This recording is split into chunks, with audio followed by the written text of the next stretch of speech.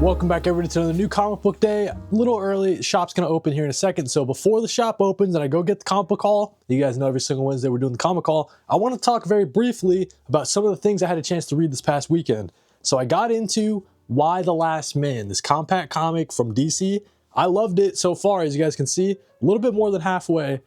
The only thing I would say about this as a negative, it has some dated language, all right? So I don't know what Brian K. Vaughan was thinking back in 2002, 2003. Some of this dialogue is a little dated, but I think the concept is really strong. It's this guy named Yorick. He is the last man alive. All the other men die out in some sort of crazy plague all at the same time. Any male, both animals and humans all across the world die all at the same time, except for this guy Yorick and his, as you can see there, his pet monkey, Ampersand. So it's just a fun story so far.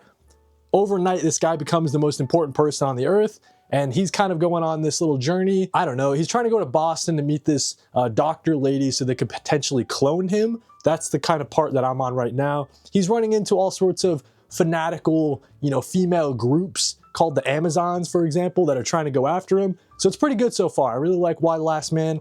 I think it's worth checking out. Just be aware, there is some dated dialogue for sure. And then, you guys know I was trying to read That Texas Blood this month as part of a reread to get ready for the new volume coming back here in a couple weeks. I read That Texas Blood, volume number 1. I had a chance to finish volume number 2 as well. And then I'm about, I guess, a little less than halfway on volume number 3. And I think That Texas Blood is excellent. You guys definitely got to check it out. It's so good. The first trade is a great introduction to the world of That Texas Blood. Going down to Ambrose County, it's got this guy on the cover. He's coming back to his hometown after the death of his brother, a little mysterious. It was a murder, and he's trying to kind of solve the murder.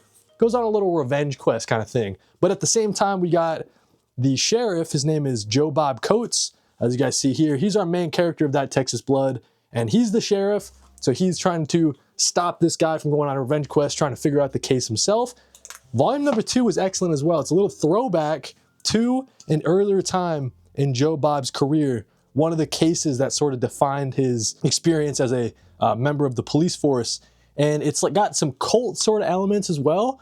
So if you're into, for example, Ed Brubaker, Sean Phillips' Fatale, there's a lot to love in That Texas Blood volume number 2. And then volume number 3 is just some straight slasher kind of vibe. So if you're into series like The Deviant from James Tynion IV, that's the vibes of That Texas Blood volume number 3. It's in the winter of 82, this huge blizzard that hits Texas, and the sort of serial killer that's going after people during the blizzard. So That Texas Blood is excellent so far. I'm really enjoying my reread. Definitely check it out before the new volume comes out. And check out Y: The Last Man, perfect in this compact comic for $10. With that being said, let's go get those new comics. Alrighty, so on the way to the comic store, about maybe a minute away, I was thinking about how today we got some bad news. Absolute Batman issue 20, the first appearance of all these Robins and their mech suits and everything. Absolute Batman issue 20 is damaged, so I'm expecting my issue to be damaged. We'll have to see. It's pretty unfortunate, pretty unlucky. I think also Absolute Martian Manhunter issue 11, Barbara Gordon Breakout issue 1, new series starting this week, and some other DC series are all damaged. This includes the variants as well for Absolute Batman number 20 and everything else. We'll have to see. Maybe I'll be spared. I guess that's the big question today, is whose copy of Absolute Batman issue 20s are pristine, which ones made it out and didn't get damaged when all the others did. So we'll have to see. I'm pulling into Casablanca Comics right now, and we're about to go inside and go get the haul. Gotta see if Absolute Batman issue 20 is damaged. But as you guys can see, Casablanca Comics, they're open. They always got the hookup. Let's go inside and see what kind of comics we got. Alrighty guys, as you can see, we made it back home with the comic book haul, and I got great news, man. So right off the bat, Absolute Batman issue number 20, check it out, man. Pretty clean copy. If you guys can see in the corner or see like where the damage is supposed to be, right there, just that little ding. So that's not bad at all, man. I've seen some pictures. Some people's copies got brutalized, man. So really cool stuff. Absolute Batman issue number 20. My copy, not pristine, right? It's not a 9.8, but it's good enough for me. We also have Absolute Martian Manhunter issue number 11, and we know that this issue also was supposed to suffer for some damages. Let's see if I can get a good pick. You can't see it. You can't even see it on the camera. Right there. Little ding. Nothing too bad. Excited about that as well. All in all, my shop said that they didn't experience a ton of damages. So that's great news. Absolute Martian Manhunter, issue number 11. Excited to get into this. Series is back from a little bit of a hiatus. It'll be issue number 11, issue number 12, and that'll close out this Dennis Camp, Javier Rodriguez, with the art series. Pretty good stuff there. Fury of the Firestorm, issue number 2. Issue number 1 was one of my surprises when it came out. So good from Jeff Lemire and Rafael de la Torre. This idea of like, if no one's in control of the Firestorm personality, then what's in control? So that's really interesting idea to kind of play around with. Captain America number 11. This series comes out all the time. Chip Zdarsky's just killing it. He's on a real roll. We haven't suffered really any delays or anything like that. He's putting out almost 2 issues a month. So it's crazy stuff. Captain America issue number 11. I think this will close out Doom Shadow Part 6 and get us ready for Avengers Armageddon. We know Chip Zdarsky's new Marvel Comics events coming up.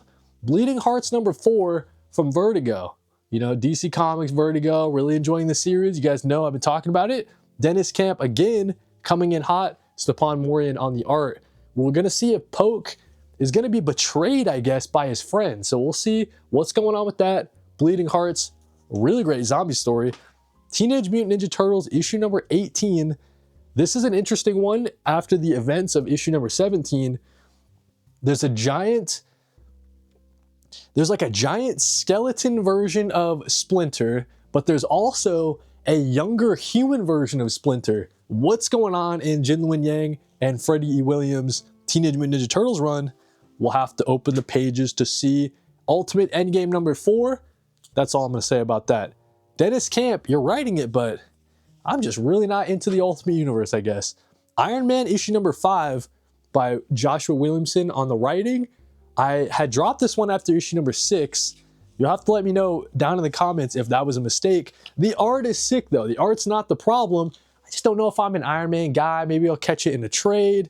Maybe I'll catch it on, Marvel Unlimited once it comes to the app. Last single issue for today is Geiger issue number 23. Haven't been feeling so hot on Geiger the last 5 issues or so, and it really stinks because you guys know Geiger's my boy. I usually speak nothing but good things about Geiger. I'm just not a big fan of where this arc has been going. The time travel aspects to it, the Northerner guy, I'm just not familiar with this guy. And it seems like Geiger got sent back to a time where he could hang out with his kids and wife. So I'm just a little bit confused on where we're going in the rest of the Geiger series in the Unnamed Universe. A little cold on it nowadays, which kind of stinks because this used to be my favorite series coming out of Image Comics pretty much. Geiger issue number 23 will close out a brand new comic book day. Great stuff otherwise, besides like Ultimate Endgame, but we got Fury of the Firestorm number 2. We got some great Absolute titles with Absolute Batman issue number 20 and Absolute Martian Manhunter issue number 11. And the best news of all, my copy of Absolute Batman issue 20 isn't that damaged. Let's get another look at that just for fun. So yeah, that's it right there. That little tiny corner ding. You can barely see it in the camera, but that's great news for me, man. So thank you guys for watching. I'll catch you next week for another new comic book day. Let me know if yours was damaged down in the comments. Thank you guys for watching and read more comics.